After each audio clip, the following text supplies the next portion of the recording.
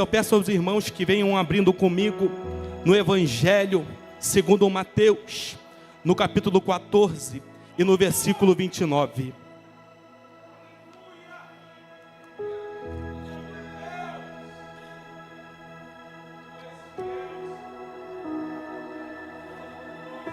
Enquanto os irmãos vão procurando, nós vamos vendo como Deus é bom. Nós chegamos ao mês de julho. Nós passamos pela prova dando glória a Deus em janeiro. Nós passamos fevereiro. Nós passamos março. Nós passamos abril. Nós passamos maio. Nós passamos junho. E nós vamos passar julho. Porque a palavra do Senhor vai dizer no livro de 1 Samuel, no capítulo 7, Ebenezer, porque até aqui nos ajudou o Senhor. Até aqui nos ajudou o Senhor. Eu não sei o que você passou de janeiro até aqui, mas até aqui nos ajudou o Senhor.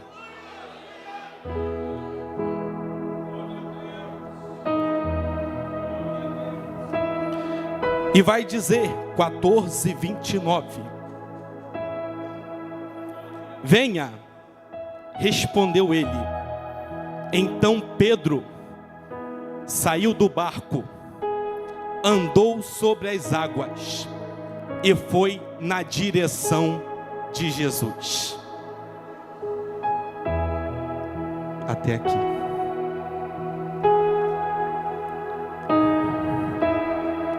O capítulo 14, ele tem início narrando acerca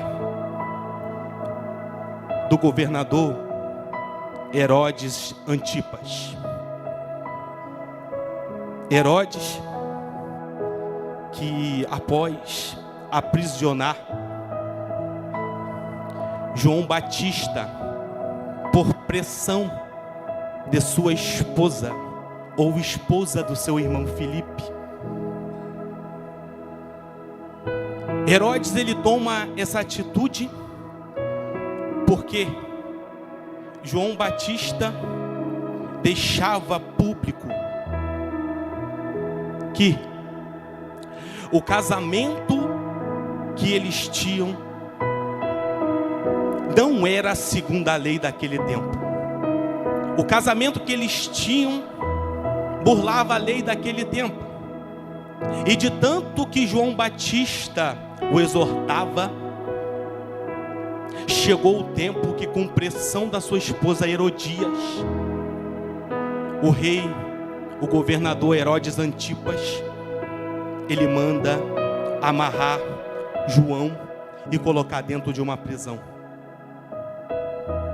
E certa feita, aleluias,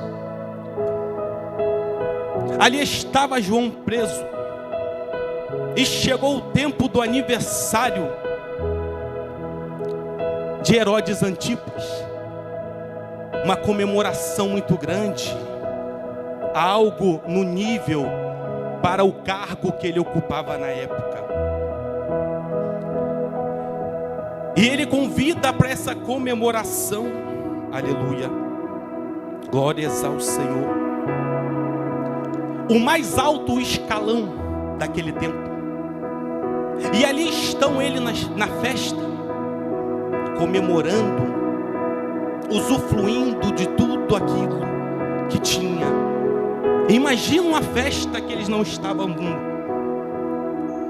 Só que no meio da festa houve uma participação especial.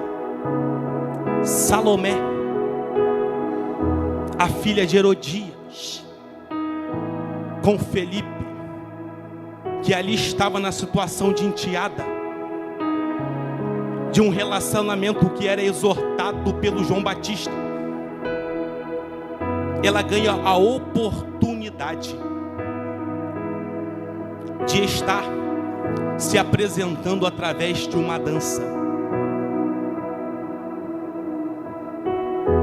E ali foi Salomé, se apresenta através daquela dança, uma dança lasciva, uma dança sedutora. que fez com que todos que se encontravam naquele aniversário, inclusive Herodes, ficassem sem reação. E por impulso da dança que ele presenciou, daquela jovem, ele, no meio de todos, pega e fala para ela: me pede o que queres. E ali era uma grande oportunidade para Herodias acabar com a vida de João Batista, porque enquanto ele os exortava, não se podia fazer nada, porque se eles matassem João Batista, eles tinham medo da retaliação do povo naquele tempo. E ali foi visto como uma grande oportunidade. E a Salomé sai e vai de encontro à sua mãe e pergunta para ela o que ela deveria pedir, já que ficou bem claro que ela poderia pedir qualquer coisa. E assim foi feito. Salomé, ela solicita a cabeça de João Batista. E ela ainda fala assim: traga sobre uma bandeja a cabeça de João Batista, mas traga rápido. Quanto ódio no coração. E assim foi feito. Trouxeram a cabeça de João Batista numa bandeja. Momento muito triste. Imagina os discípulos, como que não ficaram com aquela notícia? João Batista, aquele que veio preparar, aleluia. E logo após a entrega da cabeça numa bandeja, a palavra vai dizer que os discípulos recolheram o corpo e sepultaram o corpo.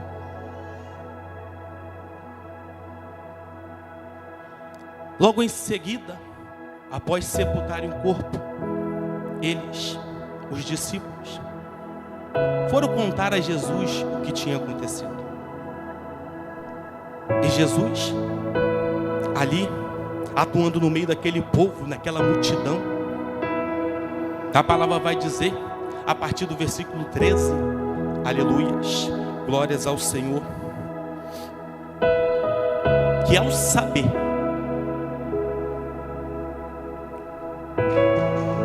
do acontecido, Jesus pegou um barco e foi para um local deserto.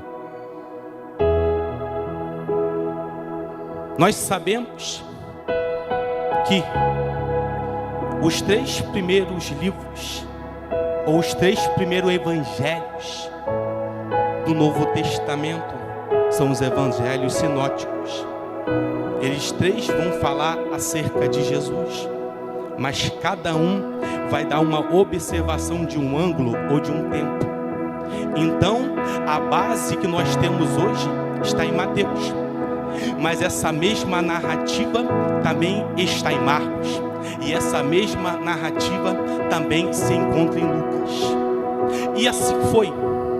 Jesus se retira dali, e o povo, sabendo para onde Jesus estava indo por terra, foi até ao encontro dele. E chegando lá naquele lugar que Jesus tinha separado para ele ter um momento para ele, porque por mais que Jesus estivesse aqui, ele era homem, mas também era Deus. E o homem sente. A gente sente quando nós perdemos uma pessoa que nem conhecemos. Mas imagina uma pessoa que não era só conhecida, que era o caso de João Batista. Ele se retira dali. E no seu momento que ele se retirou, quando ele está descendo do barco, ele vê que a multidão vai até ele. E a palavra vai dizer que descendo do barco, ele viu a multidão e com grande compaixão, eu creio que ele abortou o que ele ia fazer. Quantas vezes eu e você não nos encontramos naquele dia ruim, naquele dia onde a gente não quer ver ninguém, naquele dia onde a gente só quer um tempinho para nós, para nossa casa, para nossa esposa e nossos filhos, mas a obra do Senhor para você que botou a mão no arado, ela não para. Você que colocou a mão no arado tem que entender que vai ter dia que você vai ter que agir com compaixão para o próximo, mesmo não querendo. Vai ter dia que você mesmo vai orar por telefone, mas vai orar. Vai ter dia que você vai deixar aquele compromisso para ir lá, porque certa feita alguém deixou um compromisso para nos encontrar também.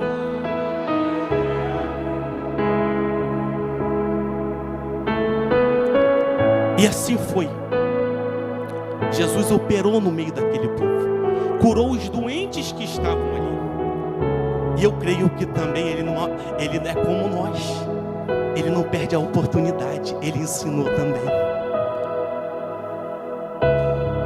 E assim foi. E a palavra vai dizer, aleluia, glórias ao Senhor. Santo é o teu nome. E já à tardinha, eles se encontravam ali. E os discípulos, eles disseram: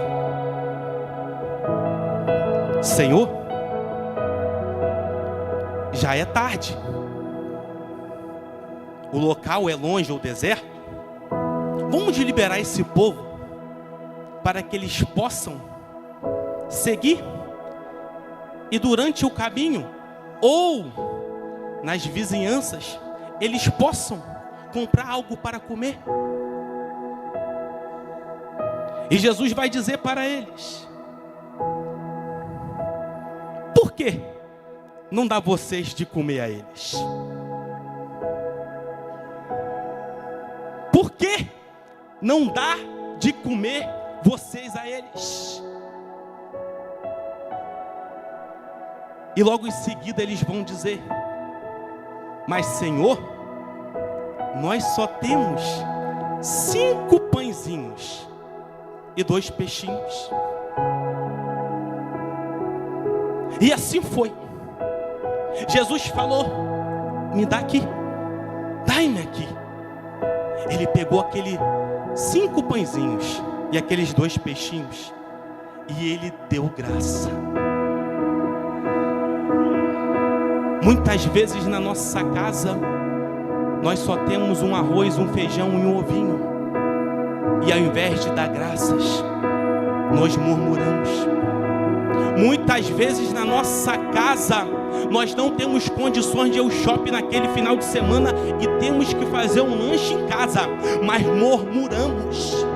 Ei, vocês têm prestado tanta atenção, nós temos prestado tanta atenção no que tem faltado, mas temos esquecido de agradecer aquilo que Deus tem acrescentado em nossas vidas.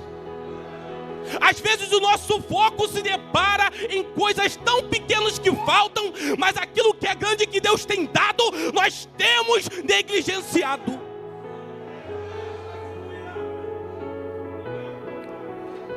E ali foi. Ele pega, ele consagra, ele agradece, ele bota para o céu. E Jesus pede que os discípulos venham repartir e entregar aquele povo. Mas antes, Jesus faz o seguinte: pede para que o povo venha assentar na grama, para que eles possam ser servidos. Essa daqui é só para quem tem fé. Pede para eles sentarem na grama, que eles vão ser servidos. É melhor servir do que ser servido. Maior numa mesa é aquele que serve. E ali foi feito. Se você não pegar isso daqui agora, eu devolvo para o pastor André e vou embora. Engraçado que Jesus manda sentar na grama. E quando eles sentam na grama, acontece a multiplicação. Você não pegou. Quando você desce, é aí que Deus age. Quando você desce, é aí que Deus, meu Deus do céu, que Ele trabalha na sua vida. É quando você desce que Deus prospera na tua vida.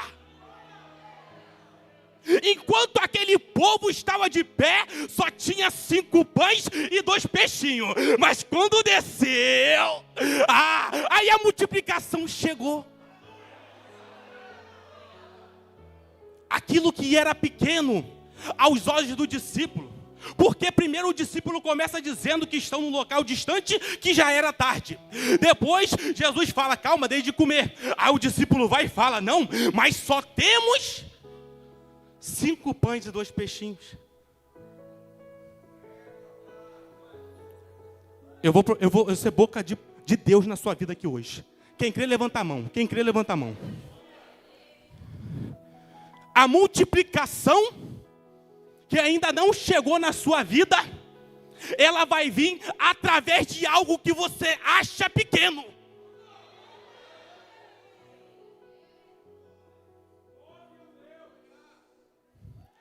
Lá no livro de 1 Reis, a viúva de Serepta, quando o profeta chega para ela, me dá um pouco d'água, e no meio do caminho ele fala, peraí, traz um pãozinho também. Alguém já pegou. Ela só tinha um pouquinho de farinha e um pouquinho de azeite. E enquanto tinha jarra, o azeite não parava de descer. E aí o mistério está no que é grande e no que é pequeno. É lógico, irmão, se você já está numa situação boa, Deus tende a prosperar através da sua fidelidade.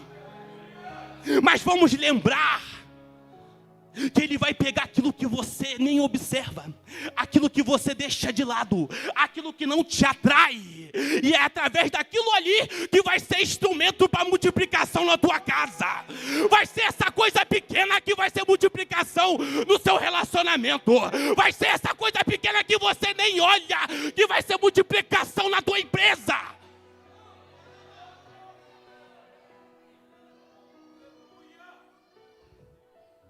E ali, glórias ao Senhor, a palavra vai dizer que eles comeram e ficaram satisfeitos. E comeram 5.000 homens, ou aproximadamente 5.000 homens, fora mulheres e crianças. E ainda sobraram 12 cestos, que não foram jogados no chão, porque Deus não desperdiça nada. Ele não desperdiça a gente enquanto se encontrava no lamaçal do pecado. Tudo tem proveito para Ele. Outrora estávamos lá, no lamaçal do pecado. O mundo dizia, esse aí não tem mais jeito. Essa daí não tem mais jeito. E ele olhava de lá, porque muito antes que a gente fosse gerado, já tinha um livro dizendo como seria a minha, como seria a tua história. E ele dizia, o mundo diz que não, eu vou dizer que sim. O mundo diz que não, e eu vou dizer que sim. E olha só, hoje, através daquela porta, eu e você adentramos aqui. Tem jeito ou não tem jeito? Aleluia. É claro que tem jeito. Tirou lá do Rio de Janeiro, trouxe para cá. Tem jeito sim. Aleluia. E a palavra vai dizer, aleluia, glórias ao Senhor. Santo é o teu nome. Versículo 22. Já estou acabando, é bem rápido. Aleluia. Mistério de louvor já fica na retaguarda, varão. Já fica na retaguarda que Deus tem algo para fazer aqui. Você já louvou, você já glorificou, você já devolveu o seu dízimo, você já devolveu sua oferta. O que a gente acabou de ler aqui? Que Deus não mandou dispensar ninguém. Ele mandou que os discípulos alimentassem. Ele consagrou e multiplicou, mas quem distribuiu foi os discípulos. E será que Deus não é aquele mesmo Deus que estava lá naquele dia? Ou Jesus não é aquele mesmo Jesus que estava lá naquele dia? Que fez a multiplicação? Que não deixou ninguém sair sem se alimentar? É o mesmo Deus que está aqui hoje. Ele não vai deixar ninguém sair daqui sem se alimentar. Porque Ele tem alimento do céu para a tua vida.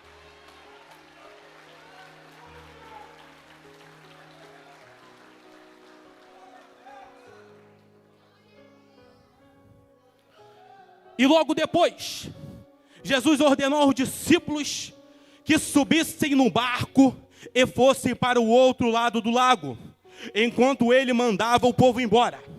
O povo já estava alimentado. Deus nunca vai dispersar o povo sem alimento. Você não vai sair daqui sem alimento. Você não vai, eu não vou. Porque, meus irmãos, quando eu fui meditar, por meio do convite que eu recebi do nosso querido pastor, a palavra que Deus trouxe, ela bateu em mim com força. Ela bateu de uma forma muito dolorida. Mas vocês vão entender daqui a pouquinho. Depois de mandar o povo embora, Jesus subiu um monte a fim de orar sozinho. Quando chegou a noite, ele estava ali sozinho. Naquele momento, o barco já estava no meio do lago. Aleluia. Glórias ao Senhor.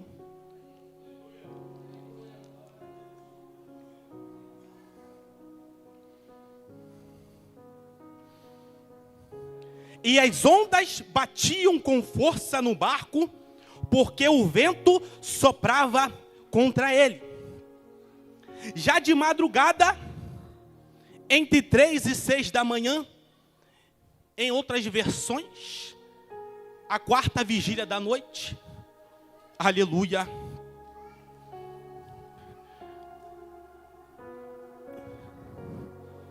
O que me chama a atenção é que entre 3 e 6 da manhã, a 4ª vigília da noite, e Jesus ali já observava e se preparava.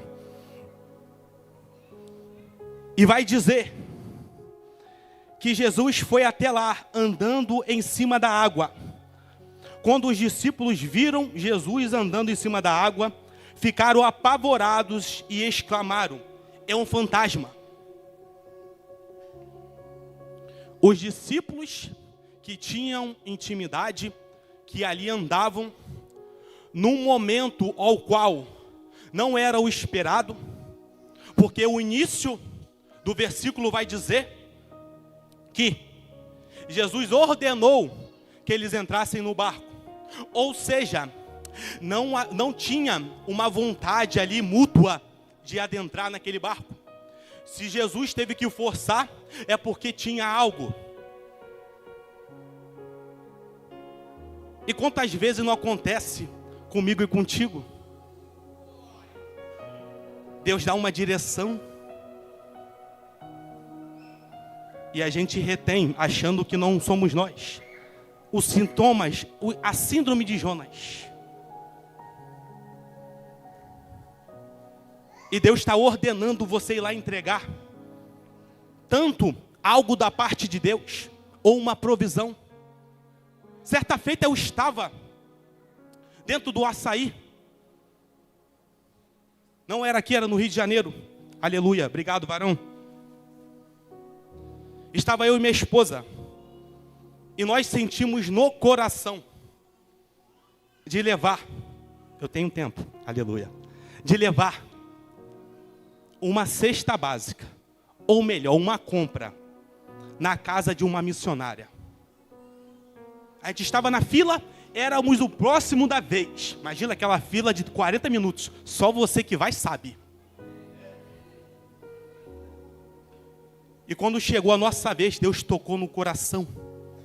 E voltamos lá, pegamos um outro carrinho. A nossa compra já estava feita. Mas fizemos uma compra para aquela missionária. E adentramos aquelas ruas de chão e chegamos lá. Já nem sei se era perto de Horebe, porque era muito longe, mas chegamos lá.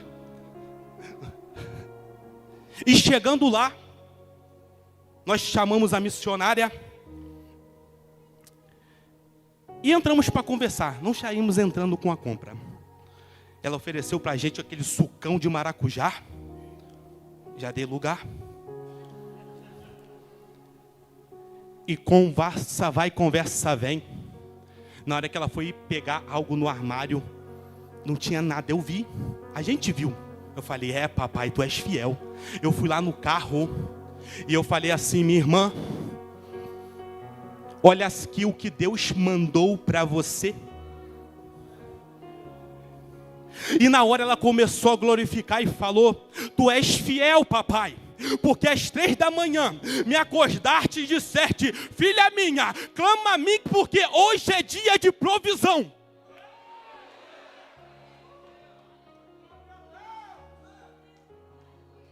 Não estou falando isso para me vangloriar. Não estou falando isso para me exaltar. Eu estou falando isso que tem vezes que Jesus tem que fazer uma forcinha para você ir. E assim foi com os discípulos. Eles adentraram no barco. E a ordem era que era para passar para o outro lado da margem. E já era a 4ª vigília. Entre 3 e 6 da manhã. E o vento ali soprava forte. Um vento impetuoso. As ondas eram fortes também. E Jesus vinha sobre as águas. É na madrugada que tem umas coisas diferentes que a gente vive. É na madrugada que a gente tem uns mistérios diferentes. Mas mesmo assim, todos acharam que era um fantasma. Mas teve um, porque sempre vai haver um, que ele é mais ousado. Pedrão. Ele faz prova. Você faz prova? Nem tudo que se movimenta é o Espírito Santo.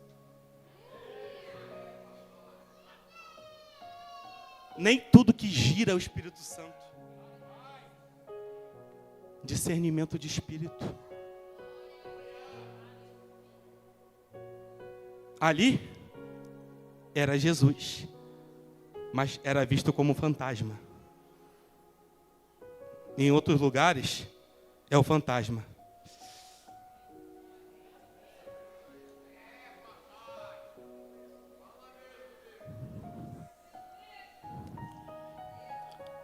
Meu Deus. E Pedrão olha para Jesus e fala o seguinte: se é o Senhor, faça que eu vá até ti. E Jesus fala, vem. Aleluia. E aí a gente vai entrar no nosso versículo. Aleluia. E gritaram de medo. Nesse instante Jesus disse, coragem, sou eu, não tenham medo. Então Pedro disse, se é o Senhor mesmo, mande que eu vá andando em cima da água até o Senhor. Onde o Senhor está? E Jesus diz, venha. Pedro saiu do barco e começou a andar em cima da água, em direção a Jesus. Porém, quando sentiu a força do vento, ficou com medo e começou a afundar. Quantas vezes não aconteceu isso conosco? Estamos vivenciando um período sobrenatural, mas em algum momento algo tirou nossa atenção. Em algum momento algo tirou o nosso alvo. Em algum momento nós nos desconectamos com o reino. E começamos a afundar. Mas a palavra de Deus vai dizer que os seus braços não estão encolhidos para que não possam nos salvar. Os seus ouvidos não estão travados para que não possam nos ouvir. E Pedro vai dizer: socorro, Senhor! Imediatamente Jesus estendeu a mão, segurou Pedro e disse: como é pequena a sua fé, por que você duvidou?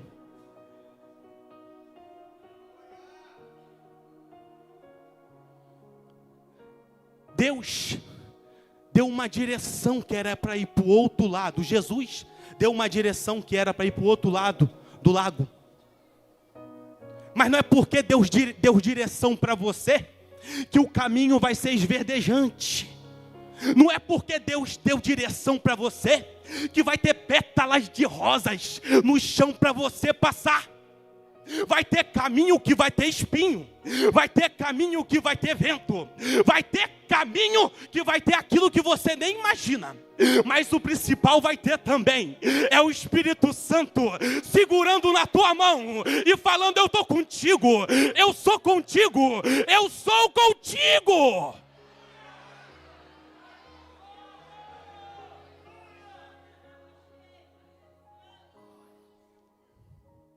Para encerrar, Ministério de Louvor pode subir.